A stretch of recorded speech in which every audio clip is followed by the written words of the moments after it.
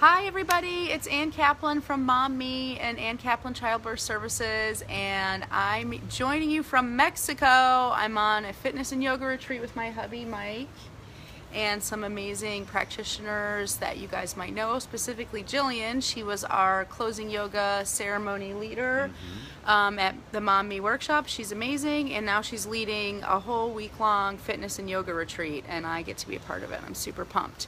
But because we're taking this time for each other this week and taking a break from our kids and being together with each other, the theme of this week is going to be relationships. We're going to be talking about sex. We're going to be talking about making time for each other. We're going to be talking about how to get through the really dark times in your life. We're going to be talking about how to be a team and how to be a partnership. And today, what I really want to focus on is making time for each other, because that's what we're doing. This trip is all about making time for each other, right? Yeah, and it's great. It's to take time out from life and from the kids, honestly, and find time to reconnect is so key. It's so key. And Mike and I have been married for like 15 years or something. I don't even know how long we've been married, honestly. Close to that number. It's a long time. Luckily, we both equally forget our anniversary, so there's no hard feelings there.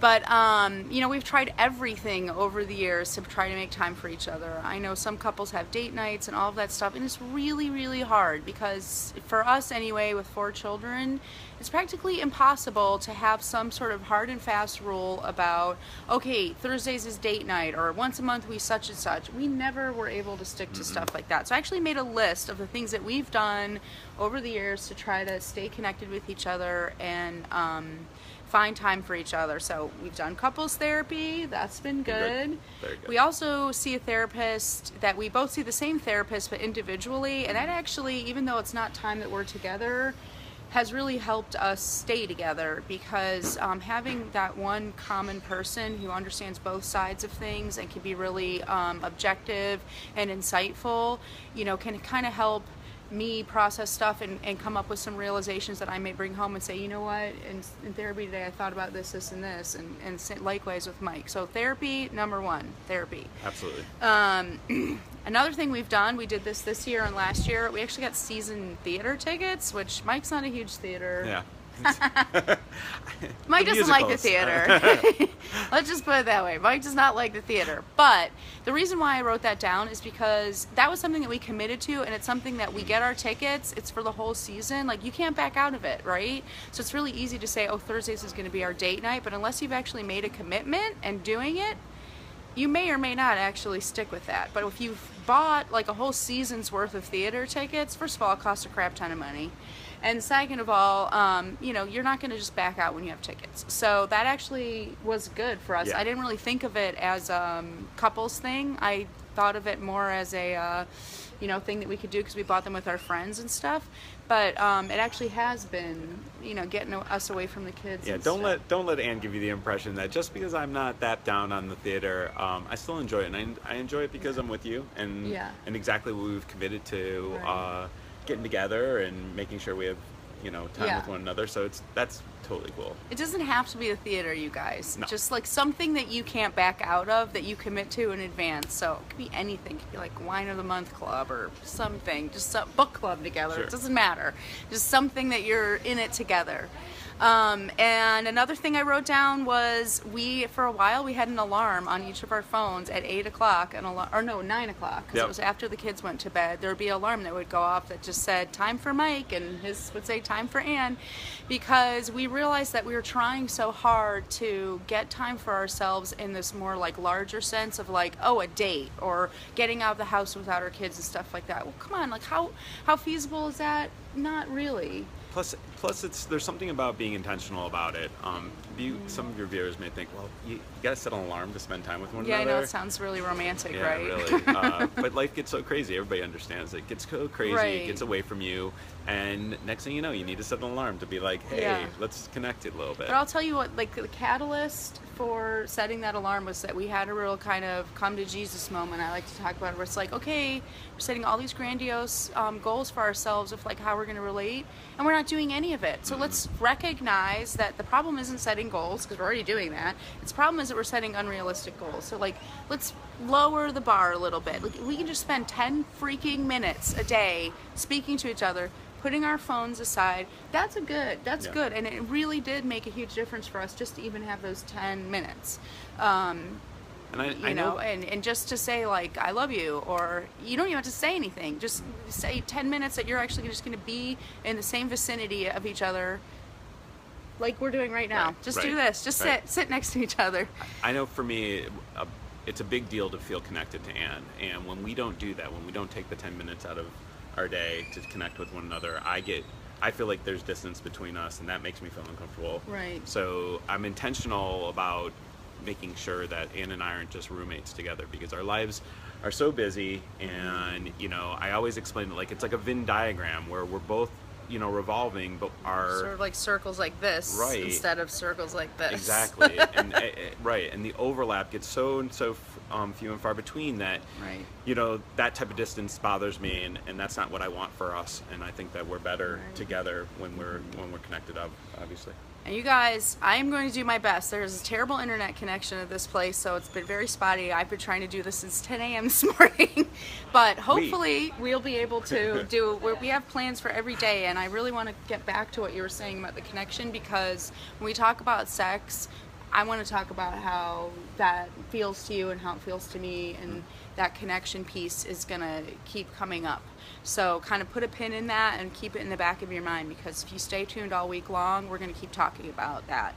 Okay, so another thing that we started doing is we bought a journal that, I have it right here. It's our little journal.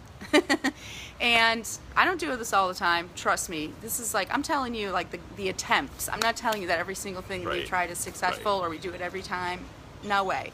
But with this journal, like when we do know that we're going to be alone together, like on this trip, we bring the journal and we just spend a couple of time during our time together fantasizing about, like, what's it going to be like when our kids are older? What's it going to be like when they move out of the house? Do we want to have like 2 houses, or where do we want to live, or how often do we want to spend, like just kind of like daydreaming about like our life together, and it could be anything. Like we could even I've even written in our journal, like, we were really fighting about this or that, and then we decided to do this, and then what's really great about that is then later on I can say, look, you said you were going to do this thing, remember we agreed. So one thing we agreed to do and then never did was that Mike was going to start working half days on Fridays, and we were going to have lunch together every Friday.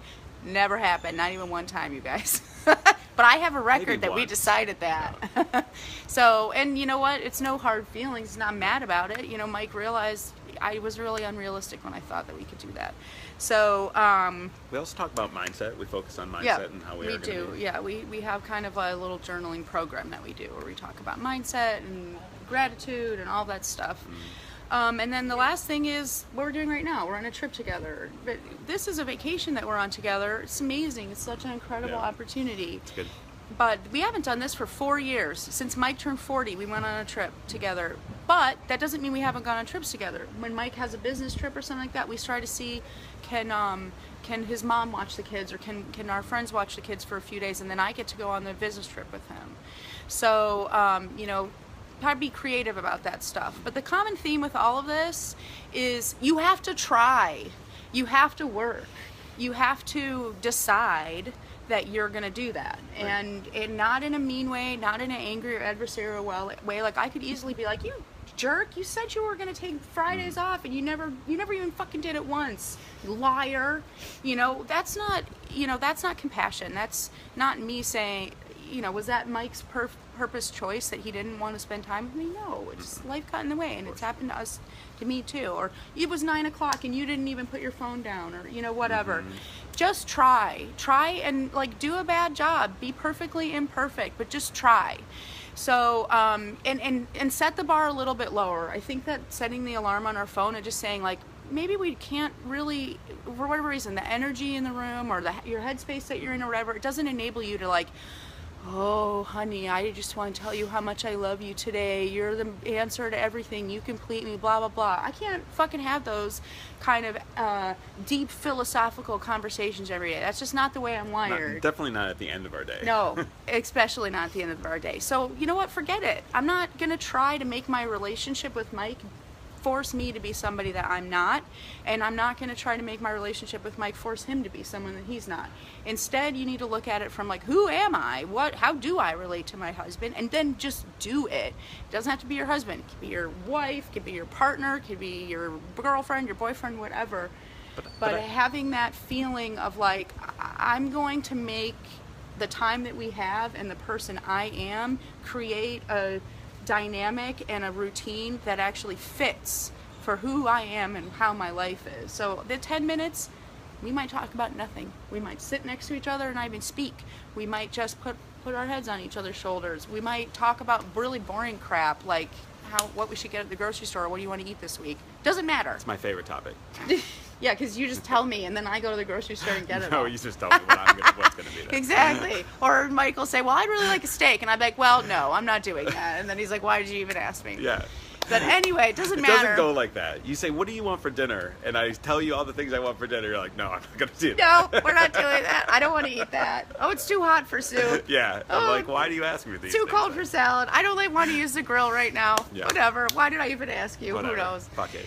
But it doesn't matter. So, guys, think about how you can take time for yourself. And if this kind of help is helpful to you, if this kind of talk is something that nourishes you, check out mommyexperience.com. Subscribe. And if you're a premium subscriber, you get even more content. You get an email every month with tons of topics, whatever the theme of that month is. Could be relationships, could be sex, could be holistic medicine, it could be anything.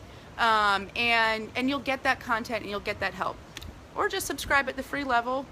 And you'll still get awesome stuff, just not as awesome stuff. But either way, mommyexperience.com. Join the Facebook group for free stuff.